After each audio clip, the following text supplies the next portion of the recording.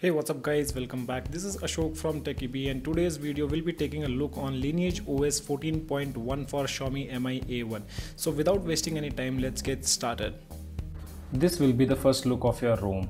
Long pressing home screen will take you launcher settings, under which you get options of wallpaper, widgets and settings. And under this you get few options of home screen setting, drawer settings and app settings. Under home screen it gives you option to enable or disable search bar, icon label, scrolling wallpaper and grid size can be changed. Under drawer settings you get icon label, drawer section style can be changed, drawer color can be changed from dark to light, fast scroller type. Under app settings you can enable large icons and also you can protect the applications using pattern. I personally don't like the launcher which they have given, so instead of that I use Pixel launcher. It's a personal preference, so it depends on your choice. And in this ROM you will find much smoother experience related to touch. Touch is really awesome and it is pretty smooth also. This ROM also comes pre-installed with FM application. I have personally tested and it is working fine. In Xiaomi Mi A1 installation process is little bit different, but I'll make it easy for you guys by showing you all the steps at the end of the video. So now moving on to the ROM. This ROM is not stable as of now, but can be used as daily driver by sacrificing few things.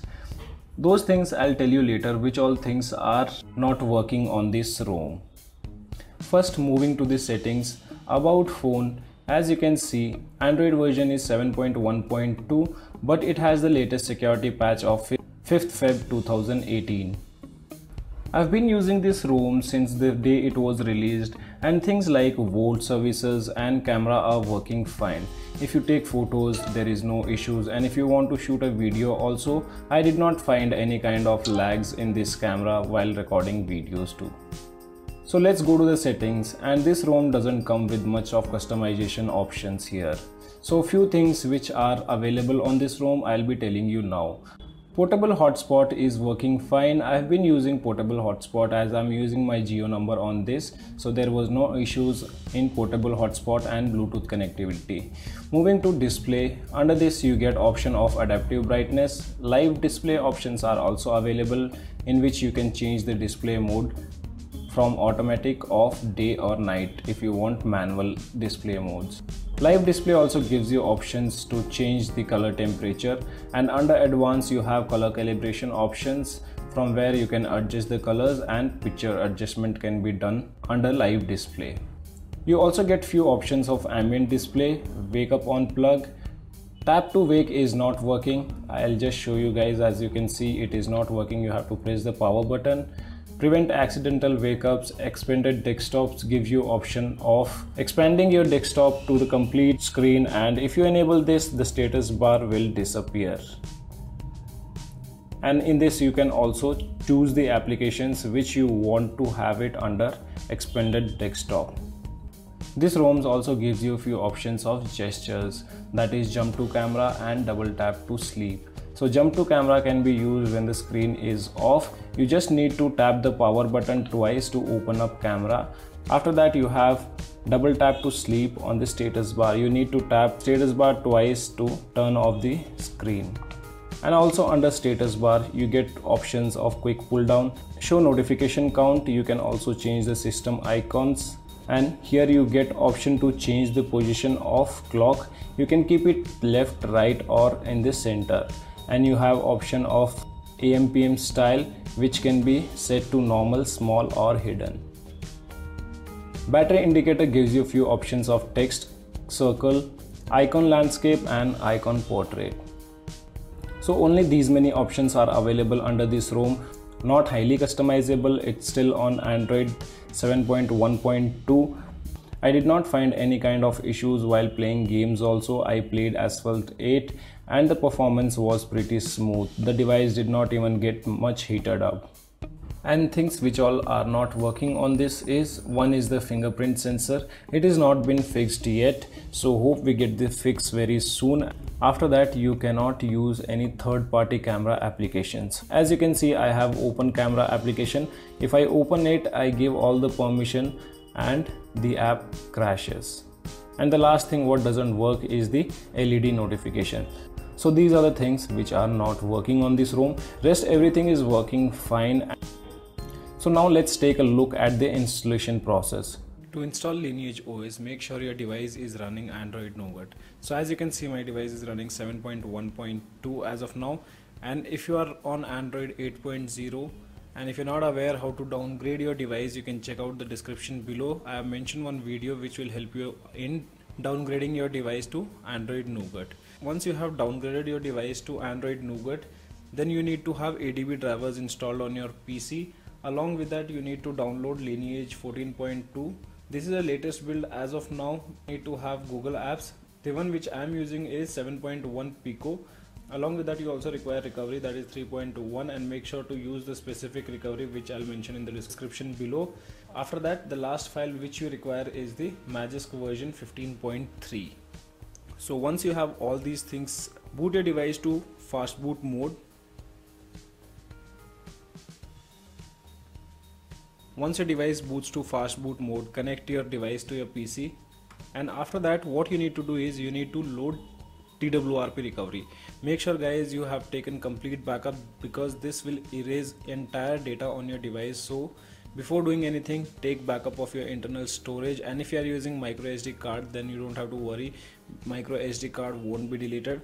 And once everything is done, you need to first unlock your device. To unlock your device, under this ADB folder, you need to open command prompt.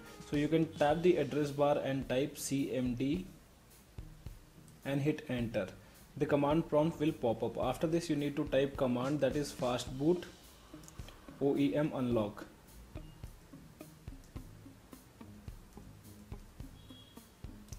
Once you are done with that, hit enter, and after that you need to load this recovery, that is recovery 3.1.1 Deadman's recovery. So the developer name is Deadman, and you can copy the same name from here and then type here Fastboot Boot and paste the name of the recovery along with .img as it's a image file, and hit enter. So your device will boot up in recovery after you hit this command.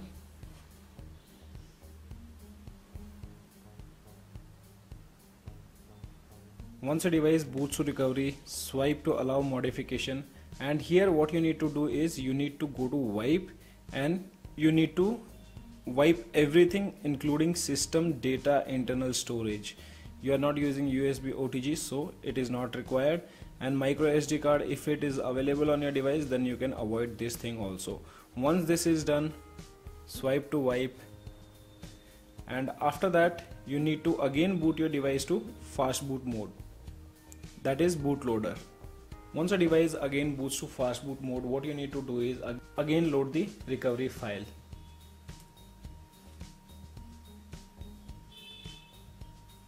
And now once your device again boots to recovery, you need to copy the files, that is LineageOS, Google App Package along with Magisk version 15.3. So copy all these three files and place it inside the internal memory. Once you have copied, go to install and flash the LineageOS, that is 14.1. Once the installation process is completed, now do not flash Google App Package. If you flash Google App Package, so what you need to do is you need to again boot your device to Fastboot mode and then come back to recovery to flash Google App Package. So let's boot our device to Fastboot mode. Once it is done, again you need to give the same command, that is to load recovery.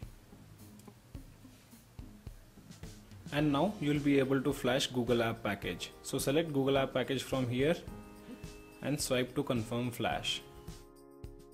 Once this is done, and now comes the most important thing. So you need to flash Magisk version 15.3. This is the latest one which I am using, and it's a stable one. If you don't flash this, your device won't boot up. So make sure you flash this and then reboot your device. And now everything is done. You can hit reboot system and wait for your device to boot up. So your device should take somewhere around 3 to 4 minutes to boot up. Once it boots up, you can complete the initial setup and you are good to go. So guys, as of now, only this much in this video. Hope you like this video, and if you like the video, do give me a thumbs up. And also, if you're new to my channel, do not forget to subscribe to the channel. Thanks for watching. Have a great day.